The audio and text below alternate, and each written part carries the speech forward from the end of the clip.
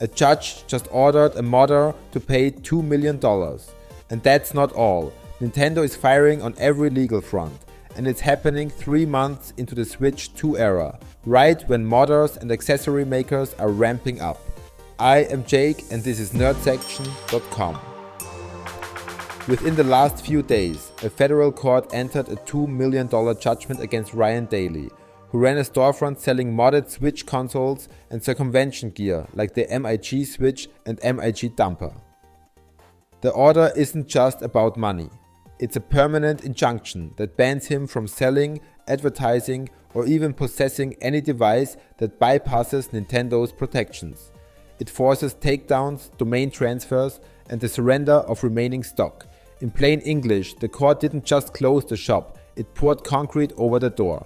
On a separate front, Nintendo settled with accessory maker Genki, the Human Things brand you might know for docks and adapters.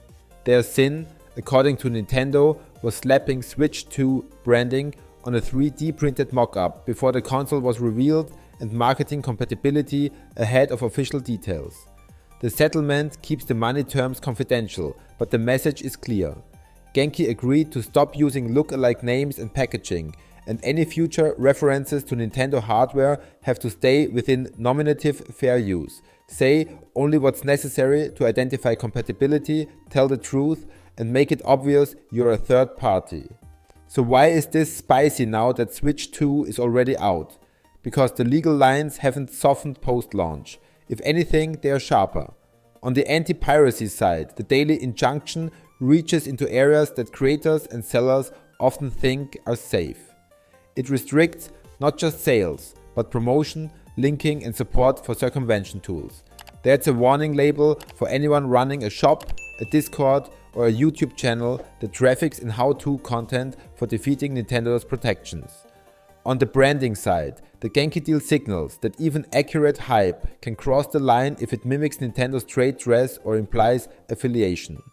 Let's tackle the core debate without the culture war noise. Piracy versus preservation versus the right to tinker. The DMCA makes it illegal to sell or traffic in devices primarily designed to circumvent copy protection.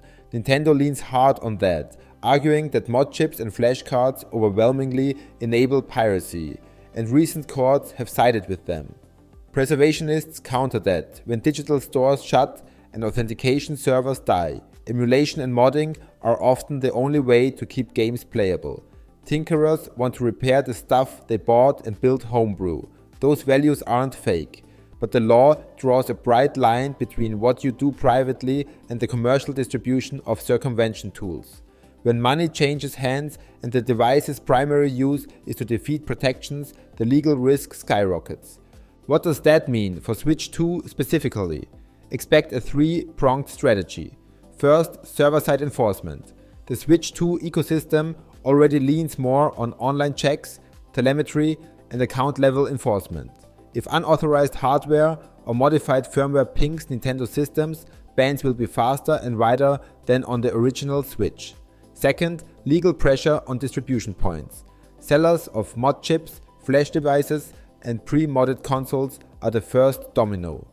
That daily injunction shows Nintendo will seek not just damages, but asset surrender, site shutdowns, and orders that rope in hosts and registrars. Third, chilling effect on tutorials and tools. Even linking to circumvention software can be framed as trafficking under certain injunctions.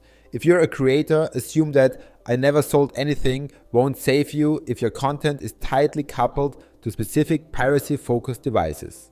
Now, accessories. The Genki settlement is basically a map with guardrails.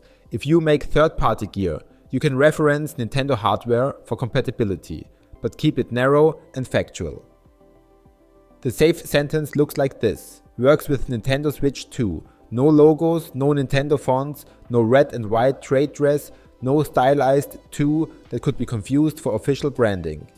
Add a clear statement that you are not affiliated with or endorsed by Nintendo, and make sure the claim is true.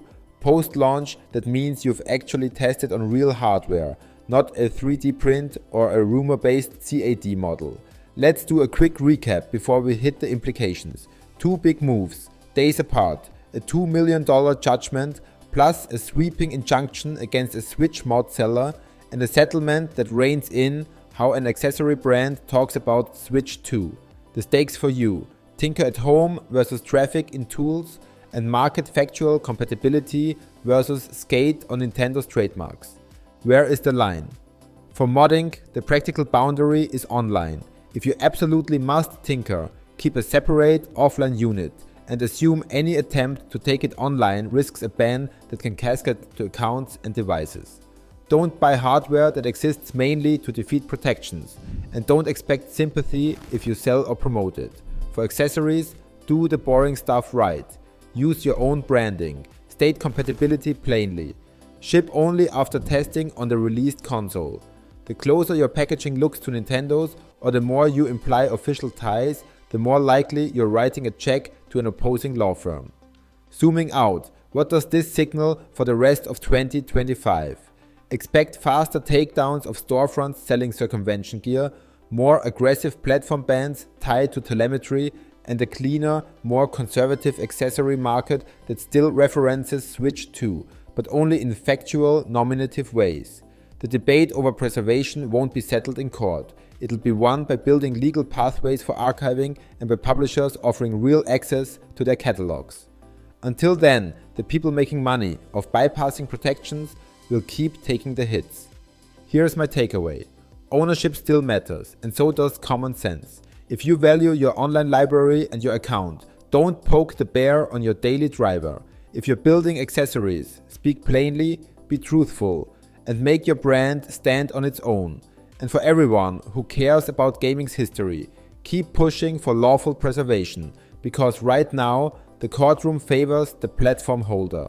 If this helped you navigate the new Switch 2 landscape, drop your take in the comments and tell us what to test next. Thank you so much for watching. Don't forget to like and subscribe, and check out our video about Borderlands 4. See you next time here on Nerd Section.